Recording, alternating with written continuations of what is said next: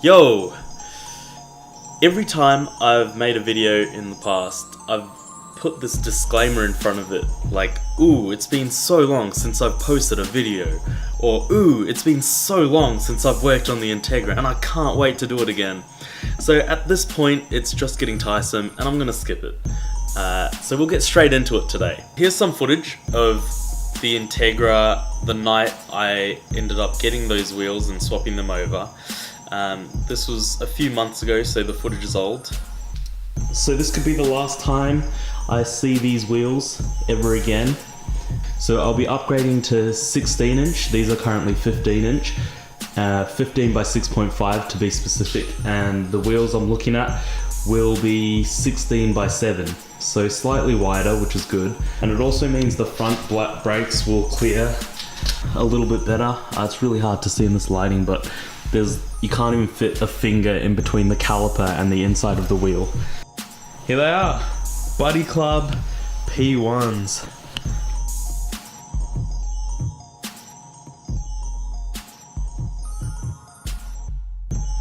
What we've done by getting these new wheels is we've increased the width of the tires by 0.5. The wheel by 0.5.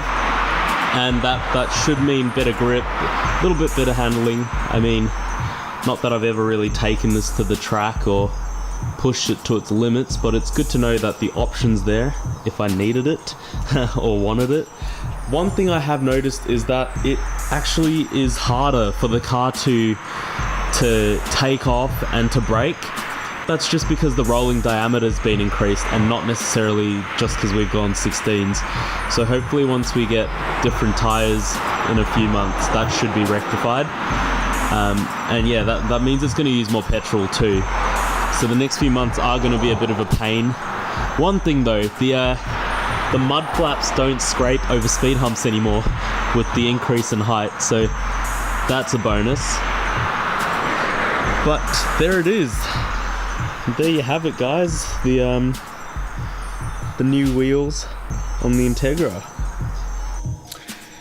Alrighty, so what do you need to know when choosing a set of wheels? Step number 1, you need to decide what you want them for. Is it for function or is it for form? Are you after a track spec missile or a car that just looks good when you're rolling down Main Street at 12 o'clock in the morning?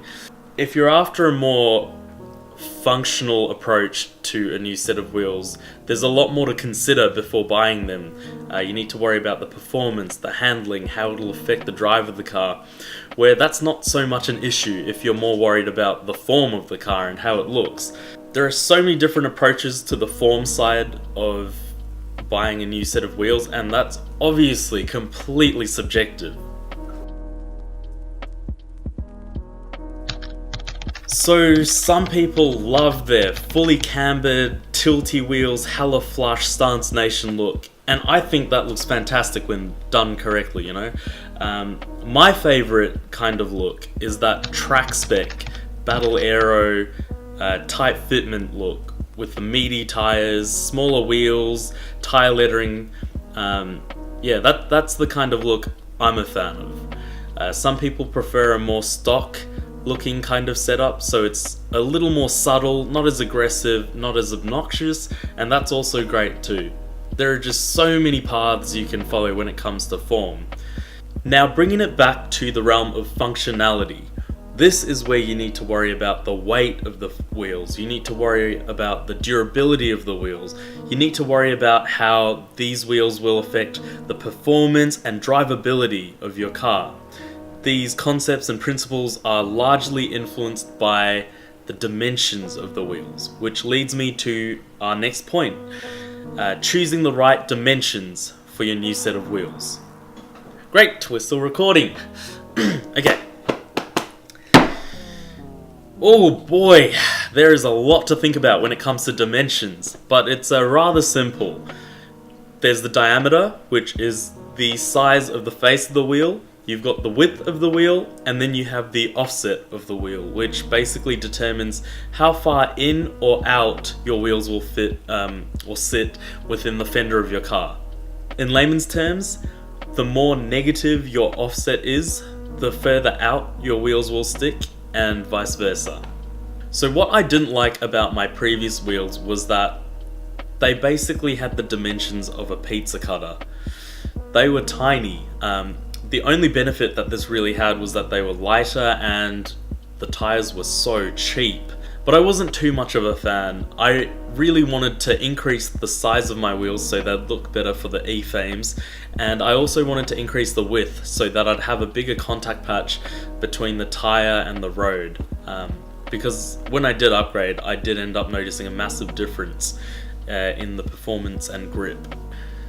Essentially, to sort out dimensions, I recommend one site called Will They Fit. It saved my life and it is incredible, and I'll show you guys about it right now. So you enter in your old wheels dimensions, and then you enter in your new wheels dimensions, and it shows you the difference in your speedometer. It shows you how much of a difference in ride height you'll experience. It basically gives you all the details you need to know when deciding how these tires and wheels will look and fit onto your car.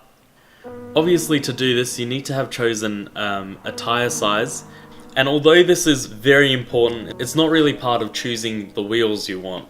You kind of get the wheels you want, then choose your tires around that, especially if you're after a more form-oriented build. But I hope this video has been of some assistance to any of you guys who are looking at buying new wheels for your car. Thank you so much for watching, guys. I've got stickers, plenty of those left.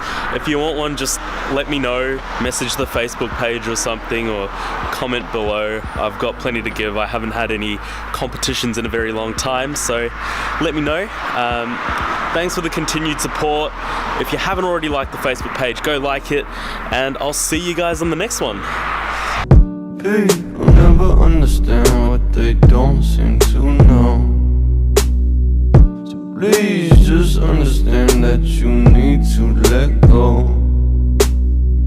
I found you, lost without ambition.